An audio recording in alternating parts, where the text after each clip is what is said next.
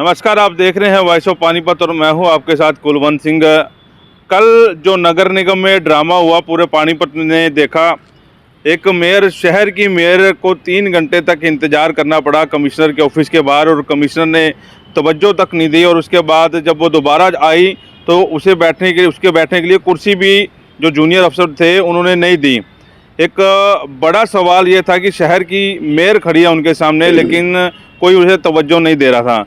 मामला था गोवंश से जुड़ा। परसों हमने जो वीडियो दिखाई थी कि मेयर अवनीत कौर रोने लगी। हालांकि उसे बाद में ये कहने लगा कि मेयर जो थी भावुक हो गई थी, लेकिन असल में वो रो रही थी।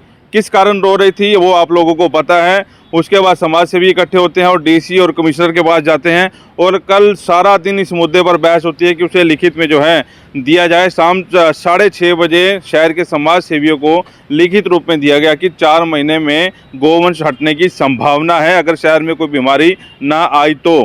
और उसके बाद की बहस हमने आपको दिखाई थी कि 2 अफसर कैसे लड़ रहे हैं। एक अफसर कह रहा है कि मिट्टी मौके पर नहीं पड़ी, दूसरा अफसर कह रहा है कि मौके पर मिट्टी पड़ी है।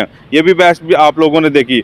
लेकिन बड़ी बात यह है कि इसके बाद क्या हुआ। मेयर अवनीत कौर चली गई, भूपेंद्र सिंह वहाँ पर चले गए। क्या ये मुद्दा दब गया? इसी को लेकर, क्योंकि वो मुद्दा कल उनके लिए भले ही दब गया हो, लेकिन वॉइस ऑफ पानीपत इस मुद्दे को जिंदा रखेगा क्योंकि ये शहर से जुड़ा हुआ मुद्दा है। चाहे हमारे खिलाफ जो मर्जी वो लोग बोले, लेकिन हम इस शहर के मुद्दे को उठाकर रखेंगे। आज इसी बात को लेकर कांग्रेस के वरिष्ठ नेता हमारे साथ है, धर्मपाल गुप्ता। इन्हीं से बातचीत करते हैं क्योंकि सोशल मीडिया पर ये पूरी कार्रवाई जो है कल देख रहे थे और इसी को लेकर हम इन्हीं से बातचीत करते हैं। गुप्ता जी, पहली बात तो बड़े दिनों बाद आप मीडिया के सामने आ रहे हैं, चलो अच्छी बात है। कल जो ड्रामा हुआ, आप इस ड्रामा को कैसे देखते हैं? देखिए, सबसे पहले तो मैं आपका आभारी हूं कि आपने मुझे इसके लिए इनवाइट किया और मेरा जो है ना व्यू लेने के लिए आपने मुझे निमंत्रण किया। इसके लिए मैं वॉइस ऑफ पानीपत का आपका आभारी हूं। जहां तक ताल्लुक़ है मेयर का, ये मिली भगत है प्रशासन की, सरकार की। और मेयर चाहे वो भूपेंद्र, पूर्व मेयर हो भूपेंद्र, इसका काम है नाटक करना। अभी साल के बाद चुनाव फिर आ गए हैं मेयर के, ये नाटक करके ये आगे आना चाहते हैं। मैं पूछना चाहता हूँ इस मेयर से, अवनीत कौर से, इसके पिता पूर्व मेयर से, और जो पार्षद हैं वो वहाँ कमिश्नर के कार्यालय में गए क्यों? ये भी अपने आप में एक सवाल है कि उनको, कमिश्नर को अपने कार्यालय के अंदर बुलाना चाहिए था, न कि वहाँ जाना चाहिए था। इन्होंने ये सब मिली भगत करके ये सारा काम किया है ताकि पब्लिक के अंदर प्रचार हो सके। मतलब आपको लगता है कि समाज सेवी भड़क रहे थे? उन्होंने आह्वान किया था कि एक गायें भैंस जो हैं मेयर के, एक एमपी के, एक विधायक के कार्यालय में बांधेंगे, भड़क ना जाए शहर, इसलिए कृपाल आश्रम में गए, वहाँ पर ड्रामा रचा गया। और कल जो था सिर्फ मीडिया को दिखाने के लिए, पब्लिक को दिखाने के लिए, क्योंकि कल ठोस वो नहीं मिला। और दूसरी बात, मैं भी कल बार बार कह रहा था कि मेयर की पावर कहाँ है। एक मेयर को लाचार होना पड़ रहा है अफसरों के सामने और बड़े नेता चंडीगढ़ में बैठ के देख रहे हैं कि उनकी मेयर कैसे गिड़गिड़ा रही है। देखिए, आपने कहा कि सामाजिक संगठन जो हैं या उनके प्रतिनिधित्व जो हैं वो परेशानी में थे। मैं उनको बधाई देना चाहता हूं, जितने भी सामाजिक संगठन के प्रतिनिधित्व गए उन्होंने कम से कम इस मुद्दे को उठाया, क्योंकि जो सत्ता पक्ष के राजनीतिक के लोग हैं वो बिल्कुल विफल हैं हर मुद्दे को हल करने में। और जहां तक मेयर का सवाल है, मैं पूछना चाहता हूं कि मेयर या पूर्व मेयर ने किस हैसियत से कहा कि मैं कमिश्नर की कुर्सी से जो है ना वो गोवंश को बांध दूंगा।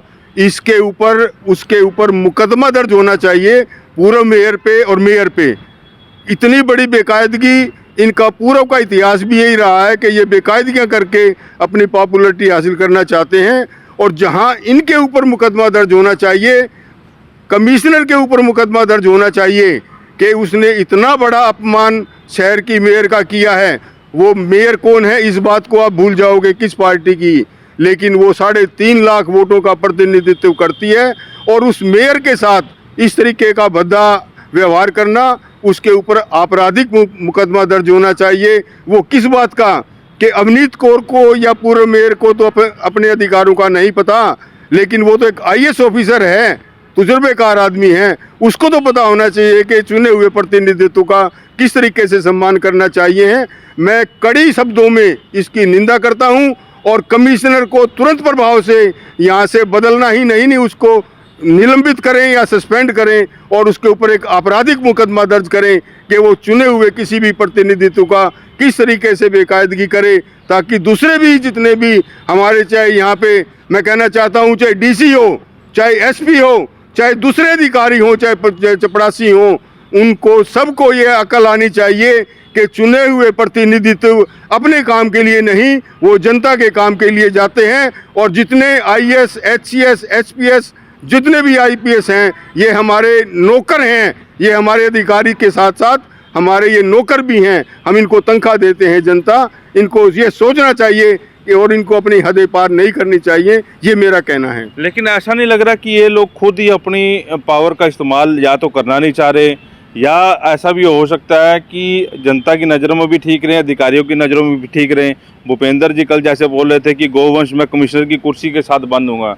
आपसे थोड़ा सा पीछे और ले चलता हूँ, आपने मीडिया के जरिए देखा भी होगा, जब भूपेंद्र सिंह ने एक डीटीपी के ऑफिसर को यहाँ से इसका गला पकड़ के फेंका था, तब उनके ऊपर एक मामला दर्ज हुआ था। उसके बाद उनको माफ़ी मांगनी पड़ी। वो अभी मुख्यमंत्री के हस्तक्षेप के बाद अब वो मुकदमा कैंसिल होने जा रहे हैं। क्या भूपेंद्र सिंह इतनी ताकत रखते हैं कि कमिश्नर की जो है कुर्सी के साथ बांध दें? मैं यही तो मैं कह रहा हूँ कि भूपेंद्र का काम है नाटक करना, और वो नाटक करके ही 5 साल पहले वो मेयर बनने का काम किया, अलग अलग पब्लिक को बेवकूफ़ बनाने का काम किया, फिर अपनी बेटी को बनाने का काम किया। अब उसकी निगाह फिर है कि चुनाव आ गए हैं और किसी तरीके से मैं इस कुर्सी को फिर हथियाऊँ। ये कहने में कोई अतिशयोक्ति नहीं होगी कि भूपेंद्र सरदार मेयर या उसकी बेटी या जितने भी हैं, ये सब भ्रष्टाचार में अधिकारियों के साथ संलिप्त हैं। और ये कहते हैं कि हमने 1500 करोड़ रुपए लिया, हर रोज़ विधायक कह देता है कि 1500 करोड़ आ गए। मैं आपके माध्यम से पूछना चाहता हूँ कि कहाँ हैं वो 1500 करोड़ रुपए? हमें तो दिखाई नहीं देते कि 1500 करोड़ रुपए लगे हुए हों। सारी सड़कों का बुरा हाल पड़ा हुआ है। सफाई का ठेका जो हमारे कांग्रेस के राज में 45 लाख रुपए महीने का था, आज वो 5 करोड़ रुपए महीने का है। तो इसमें कहाँ है? सारे संपलिप्त हैं। ये एक अधिकारी और सरकार के जितने भी हमारे नुमाइंदे हैं, ये सब मिली भगत करके, ये अपनी सेटिंग करके ये सारा एपिसोड करते हैं।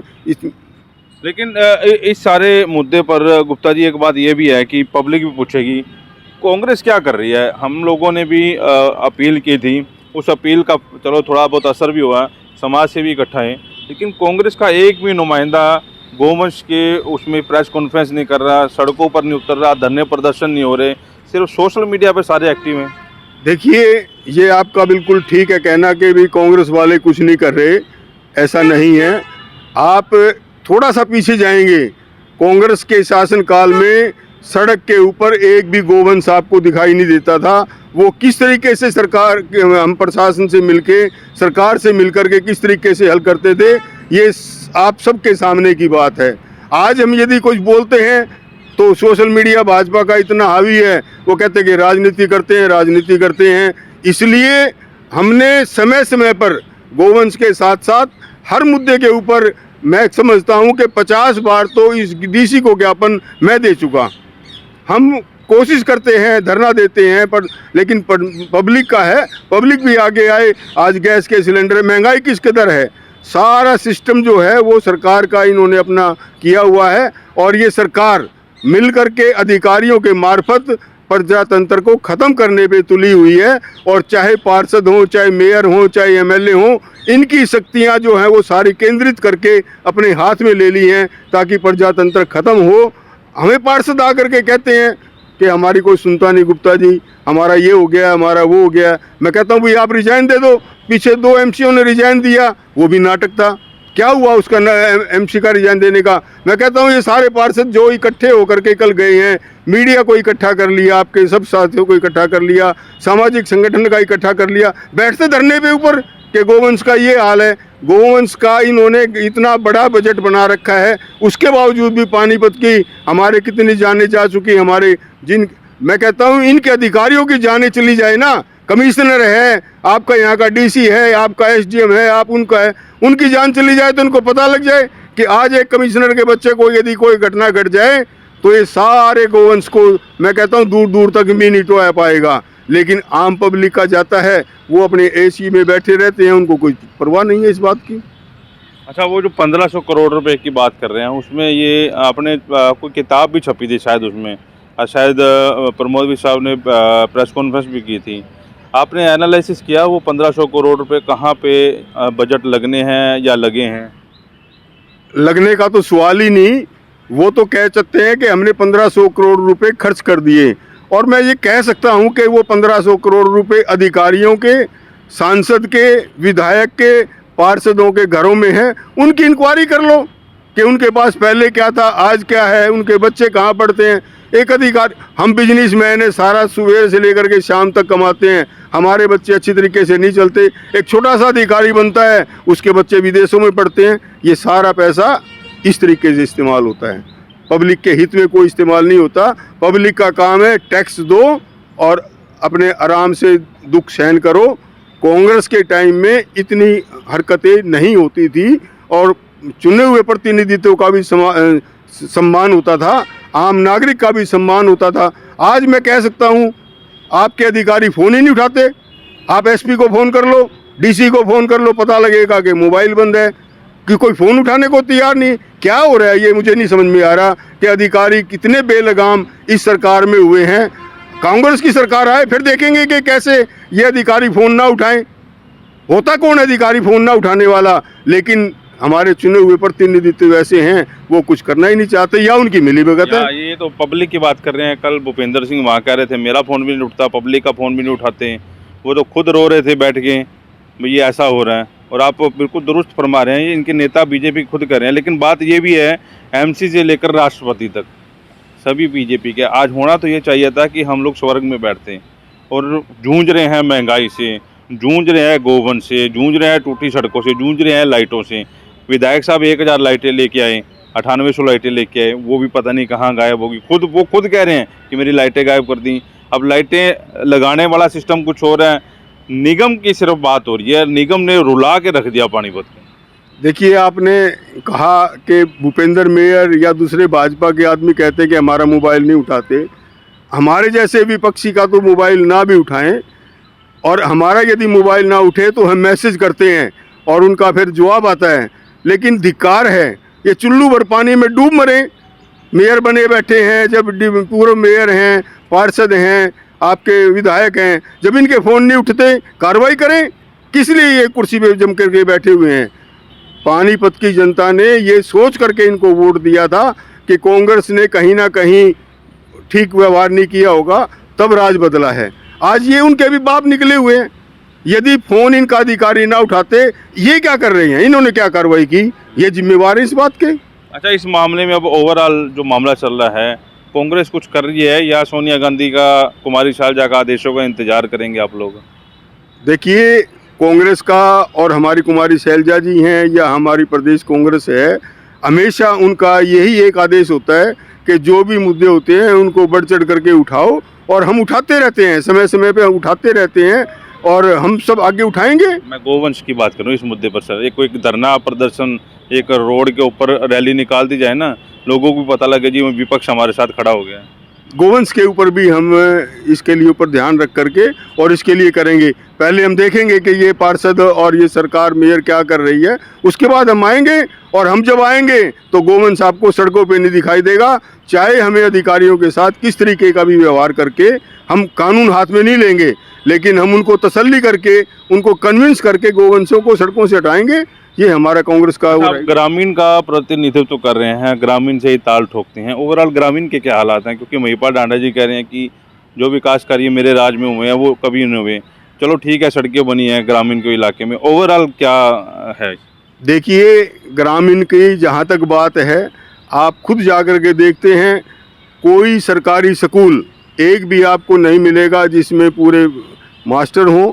और अब तो इस सरकार ने ये कर दिया कि सरकारी स्कूलों को बंद करने का काम है, और नया कानून फरमान जारी कर दिया कि जो सरकारी स्कूल में पढ़ेगा उससे 500 रुपये पर मंथ फीस ली जाएगी, और जो प्राइवेट स्कूल में पढ़ाएगा अपने बच्चों को उसको 1100 रुपये सरकार देगी। ये कौन सा कानून है कि अपने स्कूल में तो 500 रुपये फीस लेगी और दूसरे स्कूलों में 1100 रुपये फीस जो है ना वो सरकार देगी?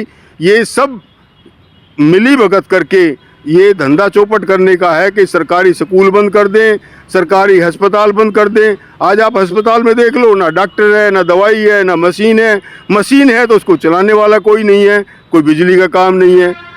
आप किसी भी महकमे में चले जाएं, ये मैं आपको आपके सामने कर दूंगा। जहाँ तक ताल्लुक है नगर निगम का, पूरे पानीपत की कॉलोनियों में जो निगम के अंडर हैं, कहीं सफाई होती हो तो मैं, आप जो सजा आप कहेंगे मैं वो भुगतने को तैयार हूँ। कोई सफाई नाम की कोई चीज़ नहीं होती। केवल 5 करोड़ रुपए का ठेका महीने में लिया जाता है और घरों से जो कूड़ा उठाते हैं 100 रुपये महीना उनसे अलग लिया जाता है। तो ये मतलब मिली भगत है सारी। मैं ये कहता हूँ, लूटने खसोटने पे लगे हुए हैं अधिकारी, और ये जो सरकार के जो नुमाइंदे हैं ये सब लूटने खसोटने पे लगे हुए हैं। आज तक पानीपत की किसी ग्रामीण की कॉलोनी में कोई दवाई का छिड़काव नहीं हुआ। अभी ये बरसात आई, घर घर में बीमारी फैली हुई है, वायरल फैला हुआ है। मैं आपके माध्यम से कहना चाहता हूँ कि मुझे नगर निगम का एक अधिकारी कह दे कि हमने फलानी कॉलोनी के अंदर दवाई का छिड़काव किया हो, मच्छरमार दवाई का, कीटनाशक का। पीछे कोरोना फैला, उद्योगपतियों से इन्होंने मशीनें ले करके वो बांटी, लेकिन आज वो भी नहीं पता वो मशीनें कहाँ हैं। उद्योगपतियों ने खाना भिजवाया, उद्योगपतियों ने दवाइयाँ भिजवाई, उद्योगपतियों ने पानीपत की जनता की सेवा की, कॉलोनियों में जा करके, घर घर जा करके अपनी जान पे खेल करके किया। लेकिन अधिकारी तो ये करते थे कि जो उद्योगपति खाना बनवाते थे उस खाने का बिल भी जो है ना इन्होंने पास करवाया। ये रिकॉर्ड की बात है, आप चेक कर लो कि इन्होंने क्या किया। केवल इनका काम, केवल और केवल अधिकारी हैं, ये अपने नशे में रहते हैं। कोई अधिकारी समय पे नहीं आता। 9 बजे का टाइम है, आप जाओ, 11 बजे आएंगे, 12 बजे आएंगे या नहीं आएंगे, इनके ऊपर कोई चेक करने वाला नहीं है। मैं आपको एक बात कहना चाहता हूँ, मैं हर सरकारी स्कूल में जाऊँगा, हर सरकारी अस्पताल में, हर सरकारी कार्यालय में जो बेकायदगियाँ होंगी हम वहाँ पे, चाहे हमें धरना करने प्रदर्शन करना पड़े, हम सारी चीज़ों को अब वॉच करेंगे। क्योंकि हमने इनको मौका दिया है कि सरकार चुनी है लोगों ने, भाई हम इनके बीच में रुकावट नहीं डालना चाहते थे, लेकिन अब ये बिल्कुल निष्फल साबित हुए हैं। अब हम इनको मौका ना दे करके हम अपने हाथ में कांग्रेस कमांड लेगी और हम जा कर के निरीक्षण करेंगे कि सरकारी स्कूल के अंदर कैसी पढ़ाई है, क्या सिस्टम है, दफ्तरों में क्या है, वहाँ जाके हम सारी चीज़ें करेंगे। और आप देखना हमें क्या फ़ायदा क्या होगा जिससे? फ़ायदा होगा, पब्लिक का फ़ायदा होगा। सरकारी स्कूल में जब होंगे हम करेंगे, डायरेक्टर को फ़ोन करेंगे, ये आपका मॉडर्न स्कूल आपका लाल बत्ती पे ऊपर खुला हुआ है, ये 3000 गरीब बच्चियाँ पढ़ती थी। पानीपत के अंदर, हरियाणा के अंदर पहला डबल शिफ्ट में स्कूल मैंने अपोजिशन में रहते हुए करवाया था। तो ये नहीं है कि अभी हम अपोजिशन में हैं, अपोजिशन वाले सत्ता पक्ष से ज़्यादा काम करवा सकते हैं। तब आप बीजेपी में थे जब आपने ये? तब मैं बंसीलाल की पार्टी में था, हरियाणा विकास पार्टी में था, और मैंने वो 3000 बच्चियाँ पढ़ती थी। आज वो डबल शिफ्ट में चलता है। पहले सरकार जो है ना, उस सरकार, अनुराग रस्तोगी उस समय यहाँ के डीसी थे, उनको कह करके, आज अनुराग रस्तोगी भी जिंदा हैं, उनसे आप पूछ सकते हैं कि मैंने ये स्कूल बंद नहीं होने दिया। 3000 बच्चियाँ जहाँ पढ़ती हैं, आज वो डबल शिफ्ट में पढ़ती हैं। हरियाणा में पहला डबल शिफ्ट स्कूल चलवाने वाला वो शख्स मैं हूँ। धर्मपाल गुप्ता जी हमारे साथ थे। अच्छी बात है कि कुछ तो वो बोले, कुछ तो अपने दिल की भड़ास जो है निकाली। मेयर, पूर्व मेयर और कमिश्नर तीनों के खिलाफ मुकदमे दर्ज होने चाहिए। ड्रामा सिर्फ ये मीडिया के सामने रच रहे हैं। अगर जो अंदर मीटिंग करते हैं वहाँ मीडिया बैन कर देते हैं और मीडिया के सामने आते हैं तो ड्रामा रच देते हैं, जो कल आप लोगों ने देखा। ये वीडियो अच्छी लगी है तो शेयर जरूर करें, लेकिन मैं अपील फिर से उन माताओं से, उन बहनों से करना चाहता हूं कि गोवंश के मुद्दे पर आप अपने पतियों को, आप अपने भाइयों को, आप अपने कोई भी घर से एक आदमी है उसको घर से बाहर जरूर निकालें और इन समाज सेवियों के साथ जरूर जोड़ें, क्योंकि एक बच्चा गया है, किसी और का चिराग ना बुझे। इस मुद्दे पे पानीपत को इकट्ठा होना पड़ेगा। सच सिर्फ हम दिखाते हैं।